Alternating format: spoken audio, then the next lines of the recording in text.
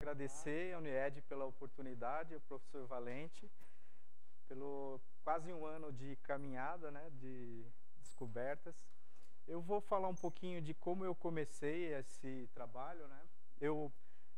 Na verdade, há 9 anos eu trabalho na Universidade Presbiteriana Mackenzie. A minha formação inicial sou engenheiro eletricista, e aí a vida foi me conduzindo para novos caminhos. Eu trabalhei 15 anos na indústria. Eu fui realmente... A última empresa que eu trabalhei foi na Philips, como expatriado, e aí um dia eu resolvi, por questões pessoais, tentar a carreira acadêmica, porque eu sempre tive um vínculo. E eu fui da engenharia elétrica, de robótica, de automação industrial. Eu acabei indo para... Trabalhei muitos anos com robótica. Instalei muitos robôs aqui no Brasil, muitos. E depois eu fui para administração de empresas, e eu também acabei indo para a educação. Foi quando eu conheci o professor Valente. Ele ministrava lá junto com a professora Beth uma disciplina na educação currículo, e a gente acabei assistindo várias aulas e discutindo textos dele. Bom, quando eu comecei essa questão de... Isso foi na época da tese. Eu comecei a estudar a parte de conhecimento. Logo me veio à cabeça uma frase que eu costumava ouvir muito. Desde a época de criança, eu falava: ou você sabe ou você não sabe. E eu ouvia isso dos meus pais, ouvia isso na escola. E dos meus pais tudo bem, mas quando era na escola era sempre complicado responder para o professor, porque eu ficava naquela: o que será que é o sábio para ele, né? Será que o que eu sei é o que ele realmente quer saber? E aí a gente ficava nesse negócio. E tendo contato com esse tema, eu comecei a pensar então peraí, tem mais coisa no meio disso do que sabe ou não sabe, né? E uma coisa que eu costumo falar quando eu estou trabalhando sobre esse tema, eu começo perguntando para o pessoal: você sabe fazer um bolo? E aí vários falam: ah, se for de caixinha eu sei. Eu sei fazer as decorações e tudo mais. E aí a gente começa a trabalhar essa questão. Como você faz o bolo? Vai lá na receita, pega a receita, tal. E uma coisa que... Então você sabe fazer o bolo, sei. Então por que o bolo cresce? Logo vem a próxima resposta: porque tem fermento. E o fermento faz crescer. Tá, mas qual é o efeito do fermento dentro da massa do bolo que vai fazer com que ele cresça e o bolo fique daquele jeito? E aí a gente começa a trabalhar essa questão, e começamos a entender que, na verdade, existem vários níveis e vários estágios do conhecimento, de saber e de aprender. E aí, buscando esse tipo de material para estudo, eu encontrei na administração de empresas. Até o bolo que eu coloquei aqui é um bolo tranquilão, né? Mas mesmo assim, várias vezes eu já fui tentar fazer bolo em casa e deu errado. Então, mesmo hoje é mais fácil comprar na padaria, né? Bom, e aí durante o mestrado, eu tive contato com a teoria de criação do conhecimento do Nonaka e Takeuchi. Não tem nenhuma escolha aí por causa da origem, né? Então eu tive contato com o livro deles, né? E foi quando eu entendi aí como funcionava o modelo do Nonaka e Takeuchi. Nonaka e Takeuchi são japoneses, mas eles são professores de Harvard. E aí eu entendi como é que funcionava o modelo. É um modelo bastante conhecido na área da administração de empresas. Eu não sei se alguém daqui tem contato. Ele chama de modelo CS, por causa das iniciais aqui. Então, como é que o modelo de Nonaka e Takeuchi ele trabalha? Ele vai trabalhar com dois tipos ou duas dimensões do conhecimento, que é o tácito e o explícito. E aí eles falam que existem 4 dimensões de conversão do conhecimento. Pode ser do tácito para o tácito, e aí no caso é a socialização. E aí, nesse momento, seria uma espécie de mestre e uma de aprendiz, e por meio de imitação, de vendo fazer, ele aprende uma determinada atividade. Nesse primeiro momento aqui, eles falam inclusive que é um conhecimento instrumental. Ele até sabe fazer, mas não sabe por quê, muitas vezes. Num segundo momento, esse conhecimento tácito, ele eventualmente ele pode ser explicitado em forma de documentos, de vídeos, de manuais, para que outros tenham acesso. Então é um conhecimento que poderia lá estar disponível a todos, não só na presença do mestre. E é aí que o negócio começa a dar problema, porque o conhecimento tácito, ele é mais eu sei fazer do que eu sei falar como faz, né? Então, se a gente pegar um exemplo, na época do Schumacher e do Barrichello, se o Schumacher conseguisse escrever um manual lá para a Ferrari, ensinando como pilotar uma Ferrari do jeito que ele pilotava, seria uma maravilha, né? Porque o Rubinho passaria a noite lendo e ia pilotar junto com ele lá. Então, a questão do tácito é sempre uma discussão bastante ampla, porque eu sei fazer, mas eu não sei por que eu sei. Pegar o Neymar e ensinar os outros a jogar bola, a gente não teria perdido de 2-0 ontem lá para o Chile, né? Então, por aí vai. Num terceiro momento dessa conversão do conhecimento, o conhecimento explícito, ele é reorganizado, combinado com conhecimentos anteriores, para que se produza um novo conhecimento, para que se construa algo novo. E, por último, esses conhecimentos, passam por um processo de aculturação, e esse conhecimento explícito, ele volta a ser tácito, mas é em um âmbito organizacional, sistêmico. Então, essa seria a lógica do modelo de Nonaka e Takeuchi. Isso tem implicações interessantes, que é, por exemplo, ISO 9000, essas coisas, tá, se a gente pegar a história mesmo da pesquisa deles, porque eles têm centenas de trabalhos, né? A maioria na verdade, as pesquisas que eles fizeram nos processos são todos, por exemplo, na Toyota, em todas as empresas, grandes empresas japonesas. Aliás, tem uma crítica em cima disso muito forte. Eu só vou passar aqui de um dos críticos, né? A internalização, na verdade, não é pessoal. Ele é pessoal, mas aí já é como se todos daquela... E como é no contexto empresarial, Isso. naquela comunidade. Todos saberiam determinada... Então, teriam... Perguntar para qualquer um, eles sabem exatamente aquilo. Então, esse seria o conceito, né? E aí, como é que funciona essa lógica do indivíduo para a organização, na verdade, interorganizacional? Eles usam dois eixos. Um primeiro que é um eixo ontológico, que vai do indivíduo até a interorganização. Então, a espiral dele, por isso que chama a espiral do conhecimento, ele estaria se desenvolvendo a partir do indivíduo para a área sistêmica. E tem o epistemológico, que é do conhecimento tácito para o explícito e também do explícito para o tácito, baseada naquele modelo que ele fala. Então, esse foi a primeira parte do que eu comecei a estudar. E aí vem a segunda parte.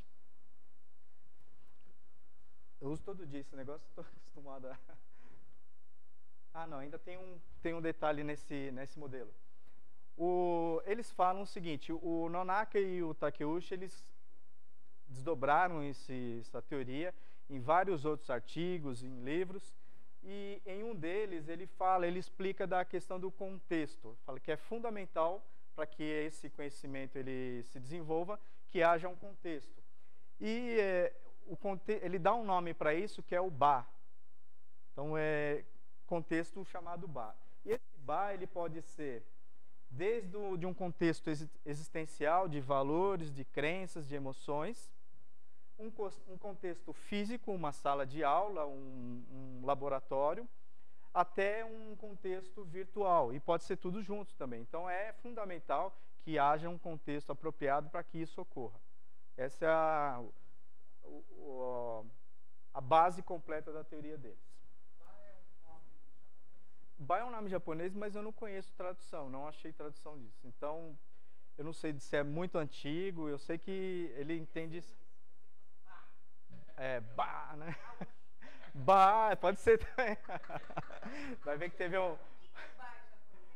Então, é porque eu não conheço tradução disso. Até eu não falava BA, eu falava BA, porque atenção, eu falava. Foi na banca que o professor o Nicolau que falou, não, não é BA, é BA. Eu falei, ah, então tá, porque eu não havia conhecido ainda. BA, então. Nunca ouvi falar e não. É, mas eu não consegui descobrir o que é. Nos livros que eu consultei não tinha. Ah, sim, é. É, o bar, o bachan, né? Aí sim, aí vai ver que é, né? O contexto da casa da avó, né? E aí, o que acontece? Eu vou explicar por quê, mas nos estudos no doutorado, eu tive contato com a espiral da aprendizagem do professor Valente. E aí, eu coloquei pra gente... Não é? Fala assim, agora... E aí, a espiral da aprendizagem do professor tem o ciclo, né, de descrição, execução, reflexão e depuração, que eu coloquei aqui. Primeiro ele vai entender a questão da descrição do desafio, do trabalho, vai executar. Nesse momento da execução, ele também tem um retorno, um feedback, porque ele está, na verdade, atuando com o computador, como interagindo com o computador. E nos casos do material, o professor sempre fala, por exemplo, do logo e da programação, e vai interagindo e vai, ao mesmo tempo, recebendo o retorno. Nesse retorno existe a reflexão. Da reflexão, e aí tem os níveis de reflexão, outra figura eu mostro um pouquinho. Você tem o processo de depuração, e aí o primeiro ciclo se completa e vai para um segundo no estágio superior ao inicial. Esse ciclo todo, então, tem uma outra figura do professor que é um pouco mais detalhada. Tem os processos de reflexão, que é a primeira abstração empírica, depois a pseudo-empírica, até a reflexionante, que é num outro estágio. Nessa figura, o que também tem muito próximo do que eu comecei a trabalhar, tem a questão das interações aqui sociais, e também, em alguns momentos, com um agente de aprendizagem, um moderador, um monitor, até mesmo um professor, trabalhando aqui em todo esse processo de aprendizagem. Outra figura que o professor coloca, já em outro trabalho, ele faz uma conexão entre os diferentes papéis aqui dos aprendizes, interagindo com outros aprendizes e, eventualmente, com os professores. Então, cria um ciclo, e a gente, imaginando cada uma das espirais aqui, a gente vê uma ebulição aí de coisas acontecendo. Por que eu peguei essas duas propostas? O que acontece é o seguinte: na teoria de criação do conhecimento de Nonaki Takeuchi, ele fala que o conhecimento ele parte do indivíduo. Então, o conhecimento se constrói a partir do indivíduo. A questão é que em nenhum momento dos livros da teoria que ele trata, ele entra na questão do indivíduo.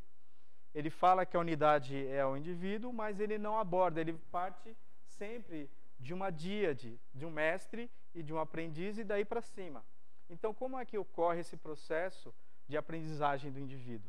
Daí eu ter conectado, falar, bom, está faltando um negócio aqui. Quando eu conheci a proposta do professor, a espiral do professor, eu falei, é isso aqui, completou o ciclo. Agora eu consigo testar todo o processo, inclusive partindo como unidade de análise o indivíduo que está lá interagindo. A partir daí, eu monto o processo a proposta de inter-relação desses dois modelos, e aí eu só coloquei o primeiro aqui para ter uma ideia de como é que eu comecei a trabalhar isso. Então, a partir do primeiro ponto aqui de socialização, eu coloco o indivíduo num determinado bar, né, um ambiente, e aí ele interagindo por meio das novas tecnologias, ele interagindo ora como um mestre, ensinando alguém que é superior ao dele, ora dialogando de par para e eventualmente ele aprendendo com alguém que está no estágio mais desenvolvido. Então essa foi a primeira etapa do processo que eu comecei a trabalhar. Isso foi no doutorado. A partir daí, eu comecei a buscar materiais para continuar o trabalho e existem centenas de trabalhos testando a teoria do Nonaki Takeuchi e dentro dessas centenas eu encontrei alguns que questionavam o modelo e que colocavam em xeque e criticavam esse modelo. Então foi quando eu pensei na questão de como poderia ser o objetivo. Nesse meio tempo conversava com o professor Valente sobre a possibilidade de estudar para a gente desenvolver o projeto de pós-doc em cima disso, e foi quando surgiu então, o primeiro objetivo, que era, a partir desse modelo, fazer uma revisão das críticas e aí, eventualmente, o modelo revisado, a gente testar novamente para ver o que acontecia com esses, teoricamente, novos paradigmas que estavam sendo colocados. E o primeiro objetivo seria levantar as principais críticas, estudar as propostas que eles apresentavam, eventualmente montar um modelo novo, revisado, se é que é o caso, né? E testar esse novo modelo para ver que resultados teria. Porque a proposta anterior eu testei, fiz um trabalho para testar todo aquele modelo. Bom, o primeiro trabalho que eu tive contato com maior ênfase nas críticas foi da professora Maria Jacobi, que ela é da Finlândia, e foi a tese de doutorado dela. Eu cheguei, inclusive, a trocar alguns e-mails com ela, conversando sobre o trabalho dela. E ela disse que o paradigma tem que ser mudado, tem que ser uma nova proposta, e ela faz a primeira proposta. Ela coloca a questão de que o conhecimento e a aprendizagem, eles são interrelacionados, eles trabalham juntos, eles andam juntos, e aí, dependendo de como você vai tocando a questão do conhecimento, que ela trabalha muito, aprendizagem em geral, e você vai aprendendo, conhecendo, e é o que ela fala de tornando-se um conhecedor. Então ela tem até esse artigo que é mais estruturado falando sobre isso.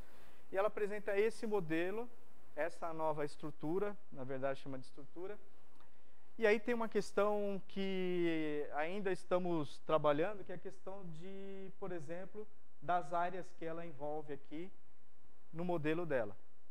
Eu vou falar um pouquinho para frente depois do que eu acho disso daí, o que a gente está descobrindo. Veja que tem toda a parte tecnológica, de serviços de informação, de inteligência de negócios, estratégias com pessoas, com a parte humana, desenvolvimento de inovação e tudo mais.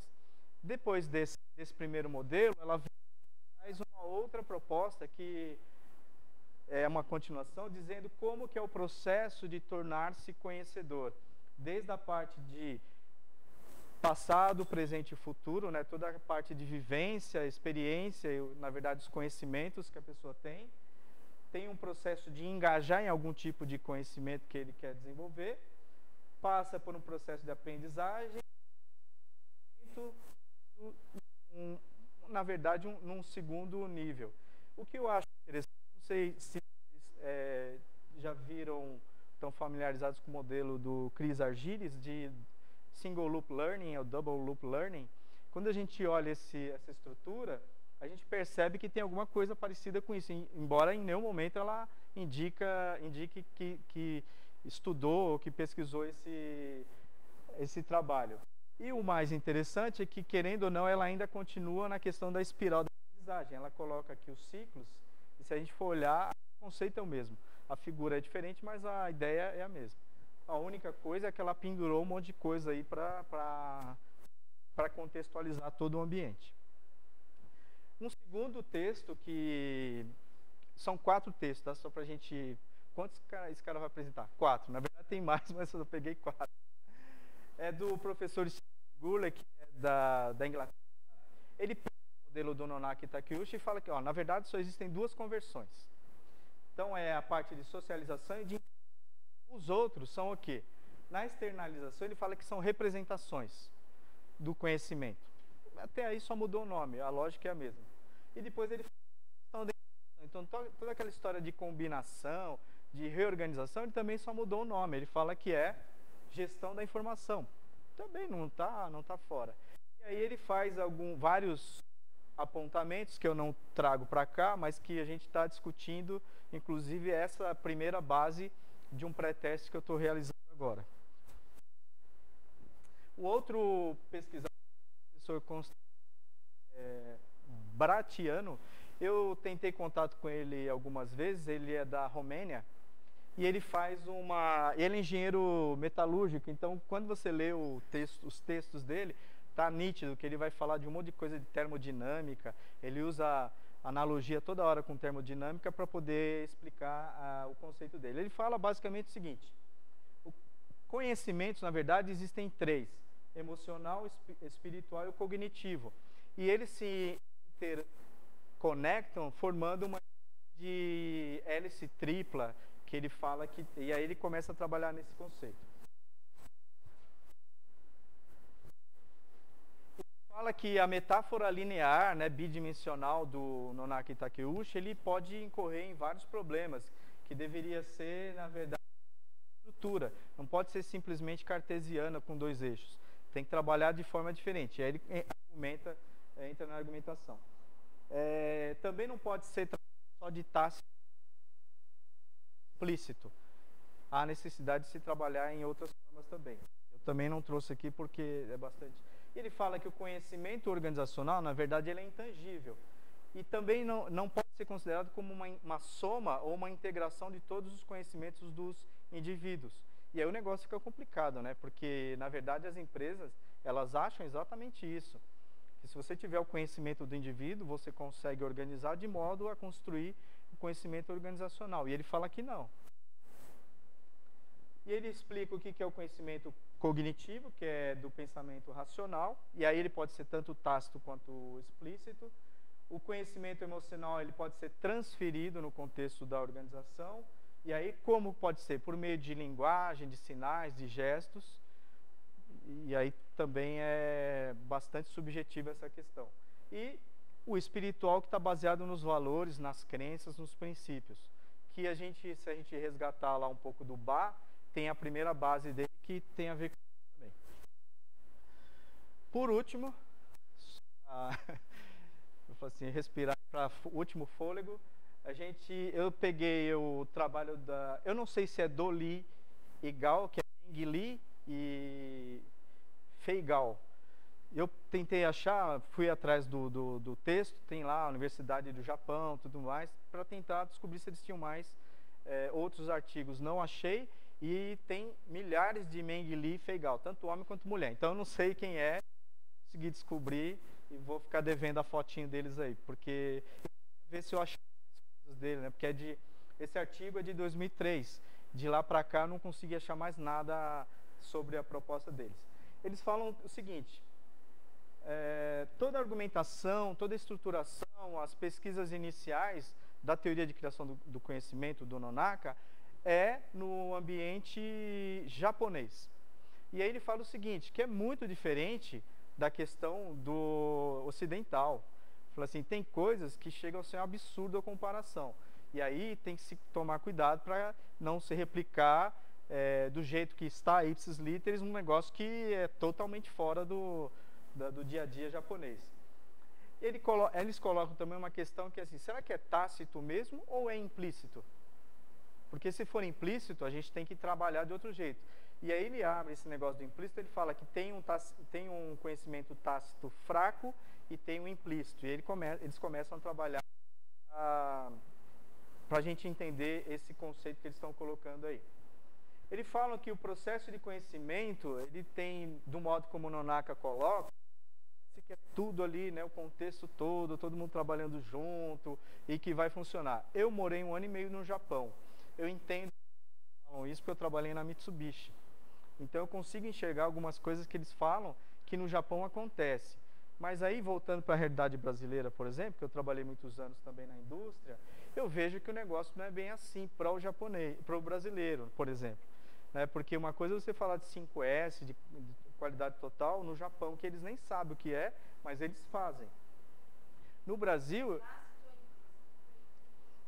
então, eles nem discutem, eles não entram nessa... É impressionante isso, né? Por exemplo, se você falar de 5S, de Kaizen, tudo isso, eles não sabem nem o nome disso, mas você vai lá, você vê a aplicação. A gente vem aqui, tem departamento, tem tudo e ninguém faz. Ninguém faz nada. Então é um negócio muito louco, né? É uma coisa assim que os dois mundos a gente consegue entender essa questão. E aí, o conhecimento, a gente tem que pensar um pouco mais de conhecimento sofisticado, que é quando esse conhecimento, ele está permeando ali a área do conhecimento mesmo, das engenharias, das estratégias, das tecnologias, mais do que a gente pensar que é um negócio, um movimento natural que está andando em toda a ação. Então, chama atenção para a gente olhar muito bem isso. Fala da transferência do conhecimento, que todo mundo fala, e às vezes eu fico até preocupado, porque o pessoal fala transferir conhecimento, né? É o que e o copo, né? Então, eu vejo isso direto e ele faz aqui uma ponderação entre os dois, falando de criação e gerenciamento, porque o artigo dele está voltado diretamente para a organização. Não é muito preocupação com as teorias acadêmicas, mas ele quer alguma coisa mais prática no dia a dia.